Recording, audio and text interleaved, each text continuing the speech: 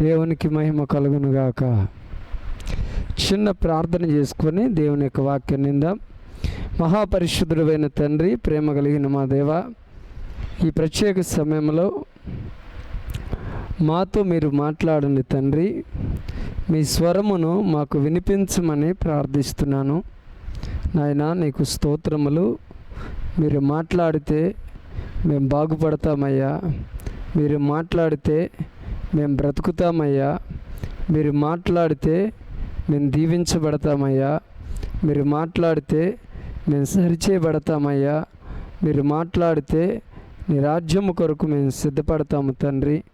మాతో మాట్లాడండి, మమ్మల్ని ఆత్మీయంగా బలపరచమని యేసుక్రీస్తు నామములో అడుగుచున్నాము తండ్రి, ఆమెన్. హల్లెలూయా. ప్రత్యేకమైన సమయంలో దేవుని ఆత్మచేత ప్రేరేపించబడి వాక్యాన్ని బోధించాలి అని ఆశ కలిగి ఉన్నాను. కనుక ద్వితీయోపదేశకాండం 11వ అధ్యాయము 11వ వచనం 12వ వచనాన్ని మనం చదివినట్లయితే, మీరు నది దాటి స్వాధీనపరుచుకున్నటకు వెలుచున్న దేశము కొండలు లోయలు గల దేశము. అది ఆకాశ వర్ష జలము త్రాగును. అది నీ దేవుడైన యెహోవా లక్ష్యపెట్టు దేశము. నీ దేవుడైన యెహోవా కన్నులు సంవత్సరాది మొదలుకొని సంవత్సరాంతం వరకు ఎల్లప్పుడూ దాని మీద ఉండును. ప్రియులారా, ఈ లేఖనాన్ని మనం గమనించినట్లయితే, మోషే ఇశ్రాయేలీయులకు రెండో మారు మరి అనేకమైన విషయాలు, కట్టడలను రాసి ఇచ్చిన గ్రంథము ఈ ద్వితీయోపదేశ కాండము. ఈ యొక్క ద్వితీయోపదేశ కాండములో దేవుడు ఇశ్రాయేలుతో చెబుతున్న మాట ఏమిటంటే, మీరు స్వాధీనపరచుకోబోయే దేశము కొండలు లోయలు గల దేశము. ఆ దేశము ఆకాశము యొక్క వర్ష జలమును త్రాగును. ఆ దేశమును, ఇక్కడ ఈ విషయాన్ని మనం గుర్తుంచుకోవాలి, గ్రహించాలి. నీ దేవుడైన యెహోవా లక్ష్యపెట్టు దేశము. దేవుడు మీరు స్వాధీనపరుచుకునే దేశాన్ని లక్ష్య పెడతాడు. ఎవరు? దేవుడు. దేవుడు లక్ష్య పెట్టే దేశము కనాను దేశము. ప్రియ దైవజనాంగమా, ఇక్కడ లక్ష్య పెట్టుట అంటే ఏమిటి అంటే, భూమి మీద అనేకమైన దేశాలు ఉన్నాయి, కానీ ఈ దేశాలన్నిటికంటే దేవుడు కనాను దేశాన్ని లక్ష్య పెడతా ఉన్నాడు. ఆయన కన్నులు కనాను దేశాన్ని సంవత్సరాది మొదలుకొని సంవత్సరాంతం వరకు కూడా చూస్తూ ఉన్నవి. ఎల్లప్పుడూ కూడా దేవుని కన్నులు కనాను దేశము మీద ఉన్నవి. దేవుడు లక్ష్య పెట్టే దేశము కనాను దేశము. ఇప్పుడు ఆ దేశానికి పేరు ఇశ్రాయేలు దేశము అని ఇప్పుడు కనాను దేశానికి పేరు. ప్రియులారా, గమనించండి, ఇక్కడ దేవుడు లక్ష్య పెట్టే దేశము ఇశ్రాయేలు దేశము. ఈ దినాన్ని మనం గమనించినట్లయితే, ఇశ్రాయేలు దేశము తెలియని వారు ఎవరు కూడా లేరు. ఇశ్రాయేలు దేశము ప్రపంచంలో అన్ని దేశాలకు తెలుసును కూడా, తెలుసుకున్నారు కూడా ఇశ్రాయేలు దేశము గురించి. ఇప్పుడు వారు చేసే యుద్ధాలు కానీ, వారు కనిపెట్టిన పరికరాలు కానీ, ప్రియులారా, మనం గమనించినట్లయితే వారికి ఉన్న నైపుణ్యత చాలా గొప్పది. ప్రియ దైవజనాంగమా, దేవుడు ఒక దేశాన్ని లక్ష్య పెట్టినప్పుడు అన్ని దేశాలు ఆ దేశము గురించి తెలుసుకునేటట్లుగా దేవుడే చేసినాడు. ఇక్కడ దేవుడు ఆ దేశాన్ని లక్ష్య పెట్టినాడు గనుకనే ఈ దినాన అన్ని దేశాలు కూడా ఇశ్రాయేలు దేశము గురించి తెలుసుకుంటున్నాయి. అన్ని దేశాలలో ఇశ్రాయేలు దేశము గొప్ప దేశముగా ప్రతి వాని నాలుక పలుకుతూ ఉన్నది. ప్రియ దైవజనాంగమా, గమనించండి, కారణం ఏంటంటే దేవుడు దానిని లక్ష్య పెట్టినాడు కనుక దేవుడు ఆ దేశాన్ని ఘనపరిచినాడు.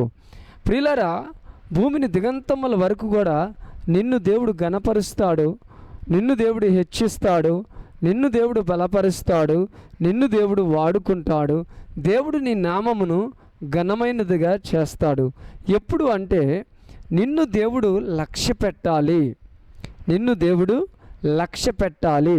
కనాను దేశాన్ని దేవుడు లక్ష్య పెట్టినట్లుగా దేవుడు నిన్ను లక్ష్య పెడితే తప్పక భూమిని దిగంతముల వరకు ప్రపంచం అంతటా దేవుడు నీ నామాన్ని మరి మారు మ్రోగేటట్లుగా ఘనపరుస్తాడు. ఘనత పొందినట్లుగా దేవుడు నీ నామాన్ని హెచ్చిస్తాడు. అయితే ప్రియులారా, ఎప్పుడు దేవుడు మనలను లక్ష్య పెడతాడు అనే విషయాన్ని కనుక మనం గమనించినట్లయితే కీర్తన 138:6, కీర్తన 138:6, కీర్తన 138:6 వచనాన్ని మనం చదువుదాం. చూడండి, కీర్తన 138:6, యెహోవా మహోన్నతుడైనను ఆయన దీనులను లక్ష్య పెట్టును, ఆయన దూరము నుండి గర్విష్ఠులను బాగుగా ఎరుగును. ఇక్కడ మనం గమనించినట్లయితే దావీదు తన కీర్తనలో ఈ మాట చెబుతా ఉన్నాడు. దేవుడు యెహోవా మహోన్నతుడై ఉన్నాడు, ఆయన మహోన్నతుడై ఉన్నను ఆయన దీనులను ఏం చేస్తానంట లక్ష్య పెడతా ఉన్నాడు. దేవుడు ఒక వ్యక్తిని లక్ష్య పెట్టాలి అంటే ఆ వ్యక్తిలో ఏముండాలంటే దీనత్వం ఉండాలి. చూడండి, దేవుడు దూరము నుంచే గర్విష్ఠులను బాగుగా ఎరుగును. చూడండి, దేవుడు గర్విష్ఠులను ఎరుగుతాడు, ఆయనకు తెలుసును గర్విష్ఠులు ఎవరో ఆయనకు తెలుసును. అయితే దేవుడు ఎవరిని లక్ష్య పెడతాడు అంటే దీనులను లక్ష్య పెడతాడు, దీనులను లక్ష్య పెడతాడు. దేవుడు ఏ వ్యక్తిని లక్ష్య పెడతాడో ఆ వ్యక్తి ఘనమైన వాడుగా మార్చబడతాడు. భూమిని దిగంతాల వరకు కూడా దేవుడు ఆ వ్యక్తిని బలపరిచి వాడుకుంటాడు. కనుక దేవుడు ఒక వ్యక్తిని లక్ష్య పెడితే ఆ వ్యక్తి యొక్క నామము ఘనపరచబడుతుంది. ఆ వ్యక్తిని ప్రపంచం అంతటా కూడా ఆ వ్యక్తిని గురించి దేవుడే తెలియపరిచి ఘనపరుస్తాడు. అయితే దేవుడు ఒక వ్యక్తిని లక్ష్య పెట్టాలి అంటే ఆ వ్యక్తిలో దేవుడు చూసేది ఏంటంటే దీనత్వాన్ని చూస్తాడు, దీనత్వాన్ని చూస్తాడు. దీనత్వము కలిగిన వ్యక్తిలో ఎన్నడూ కూడా గర్వము ఉండదు, గర్వమన్న వ్యక్తిలో ఎన్నడూ కూడా దీనత్వము ఉండదు. ప్రియులారా, దీనత్వము కలిగిన వ్యక్తులు ప్రియులారా గమనించండి, గర్వము లేనివారు. కనుక గర్వము లేని జీవితం కావాలని దేవుడు కోరుకుంటున్నాడు. గర్వము లేకపోవటమే దీనత్వము, దీనత్వము కలిగి ఉండటమే గర్వము లేకపోవటము.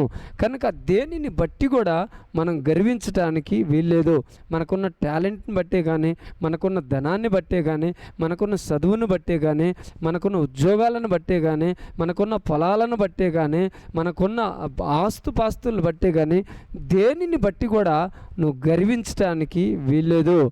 ప్రియ దైవజనంగా గమనించండి, మరి ఏమి కలిగి ఉండాలి అంటే దీనత్వాన్ని కలిగి ఉండాలి. మనకి ఎన్ని ఉన్నా మనం దీనత్వం కలిగి ఉన్నప్పుడు దేవుడు తప్పక మనలను లక్ష్య పెడతాడు. మనకి ఎన్ని ఉన్నా, కార్లున్నా, బంగళాలున్నా, బిల్డింగులున్నా, ఆస్తిపాస్తులు ఎన్ని ఉన్నా, లోక సంబంధమైనవి కానీ ఆత్మ సంబంధమైనవి కానీ, ఎన్ని వరాలతో మనం వాడబడుతున్నా, ఎన్ని వరాలు మనం కలిగి ఉన్నా, ఆ యొక్క పరిస్థితుల్లో మనం కలిగి ఉన్న దేనిని బట్టి కూడా మనం గర్వించటానికి వీల్లేదు. మరి ఏం చేయాలి అంటే ఆ యొక్క కలిగి ఉన్న వాటి అన్నిటిని బట్టి ఇంకా మనము దీనత్వము కలిగి ఉండాలి. అలా దీనత్వాన్ని కలిగి మనం జీవించినప్పుడు దేవుడు తప్పక ఏం చేస్తాడు అంటే లక్ష్య పెడతాడు.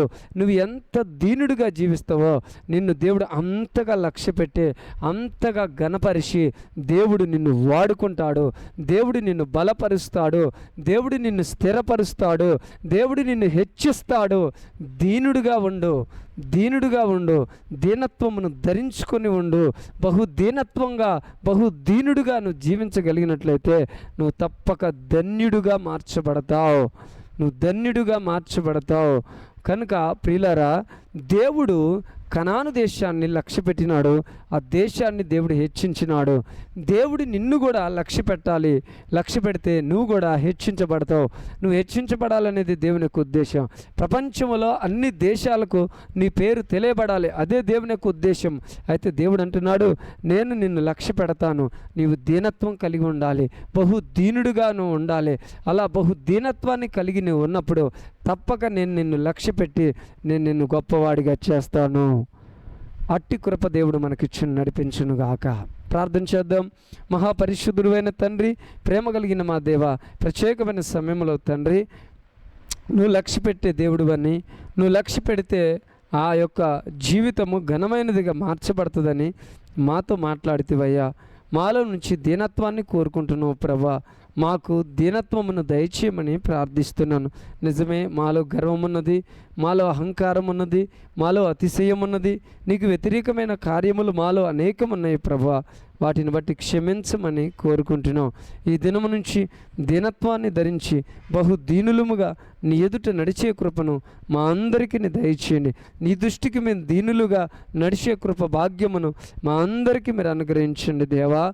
అయ్యా, నీ చేత మేము లక్ష్య పెట్టబడిన వారముగా ఉండాలని మేము కోరుకుంటున్నాం. సంవత్సరాది నుండి సంవత్సరాంతం వరకు మీ కన్నులు మా మీద ఉండాలని మేము ఆశపడుతూ ఉన్నాం. అయ్యా, స్తోత్రములు. అట్టి కృప భాగ్యం మాకు దయచేసి మమ్మలను లక్ష్య పెట్టి ముందుకు నడిపించమని ప్రార్థిస్తూ సర్వశక్తి గల యేసు నామములో అడుగుచున్నాము తండ్రి.